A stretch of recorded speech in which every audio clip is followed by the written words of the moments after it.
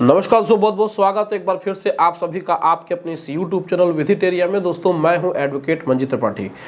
दोस्तों आज के इस वीडियो में हम लोग डिटेल से बात करेंगे कि क्या मॉर्गेज की हुई प्रॉपर्टी को बेचा जा सकता है या उसका गिफ्ट डीड किया जा सकता है या उस पर पार्टीशन सूट फाइल करके बंटवारा किया जा सकता है। दोस्तों जब भी आप सिक्योर लोन लेते हैं और उसमें आप डिफ़ॉल्ट कर देते हैं तो आप उस प्रॉपर्टी को बचाने की बहुत कोशिश करते हैं।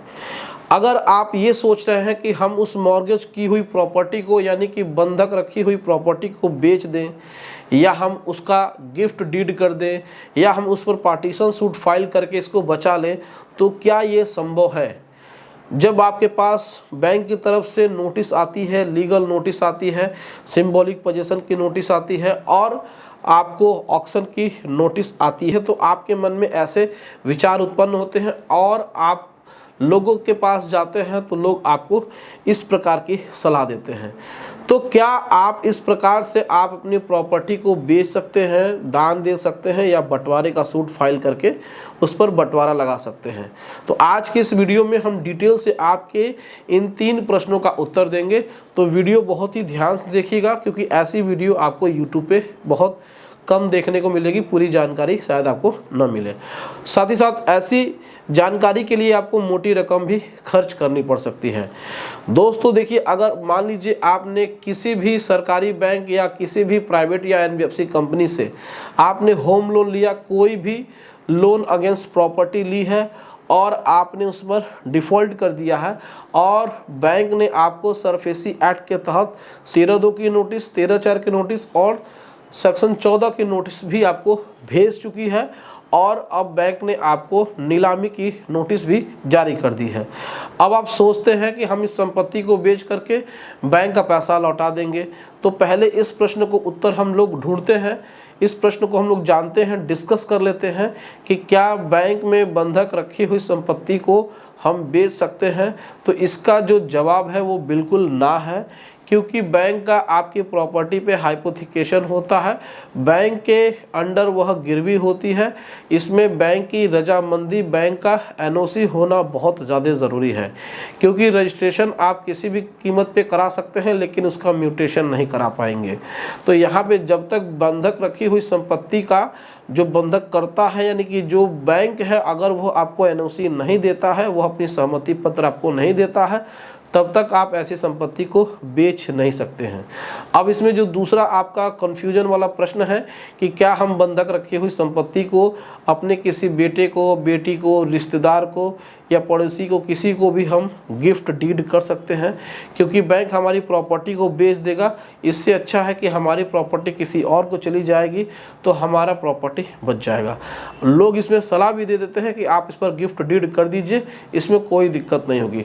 तो हम आपको बता देना चाहते हैं कि मॉर्गेज की हुई प्रॉपर्टी को न तो आप बेच सकते हैं और न ही इस पर दान दे सकते हैं।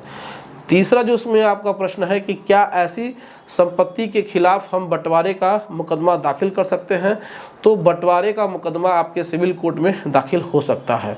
इसमें आपको थोड़ी सी रिलीफ मिल सकती है कि इसमें आपके जो भी माइनर शेयर होल्डर हैं, यानी कि जो नाबालिग बच्चे उस समय थे, लोन जब उस प्रॉपर्टी पे हो रहा था तो उनकी सहमति नहीं ली गई थी, लेकिन आज के समय में वही बच्चे बालिग हो गए हैं, एडल्ट हो गए हैं और वो अपने लीगल राइट के लिए बहुत ही अवेयर हैं। अब वो चाहते हैं कि जो संपत्ति आपने बैंक में बंधक रखी है, वो ये चाहते हैं कि उनका हिस्सा छोड़ करके बैंक बाकी के हिस्से को वह बेच दे।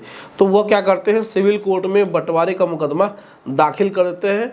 सूट फाइल हो सकती है, उस पर स्टे हो सकता है, लेकिन जैसे ही बैंक उस पर एंटर करेगी तो वह अपना स्टेटमेंट, रिटन स्टेटमेंट दाखिल करेगी। वो सीधे कहेगी ठीक है, बंटवारे का सूट फाइल हो गया है, कोई प्रॉब्लम नहीं है। प्रॉपर्टी जब मॉर्गेज हो रही थी तो यहाँ पे इनकी सहमति नहीं थी, तो इसमें हम ये चाहते हैं कि हम इनको को-एप्लीकेंट बना लेते हैं। हम लोन एग्रीमेंट लेटर को अमेंड करके इसमें इन लोगों का भी नाम डाल देते हैं। अब ये भी हमारे लोन में शेयर होल्डर हो गए, अब इनके ऊपर भी लोन की लायबिलिटी हो गई। अब मान लीजिए कि लोन लेने वाले के 4 बेटे हैं, जिनमें से 2 बेटों की सहमति ली गई थी, 2 बेटों की सहमति नहीं ली गई थी। अब जब दोनों बेटे बड़े हो गए तो अब वो दोनों बेटे ये चाहते हैं कि उस संपत्ति में हिस्सा उनको मिले और उनके हिस्से को छोड़ करके बैंक बाकी के हिस्से को वह बेच दे। अब यहाँ पे 1/4 का बंटवारा लगने लगा है, तो बैंक यहाँ पे कहेगी कि ठीक है, आप प्रॉपर्टी का 1/4 बंटवारा लगा सकते हैं, तो लोन का भी 1/4 हो जाएगा। तो 4 लाख का लोन है तो हर व्यक्ति पे 1-1 लाख रुपए का भार हो सकता है।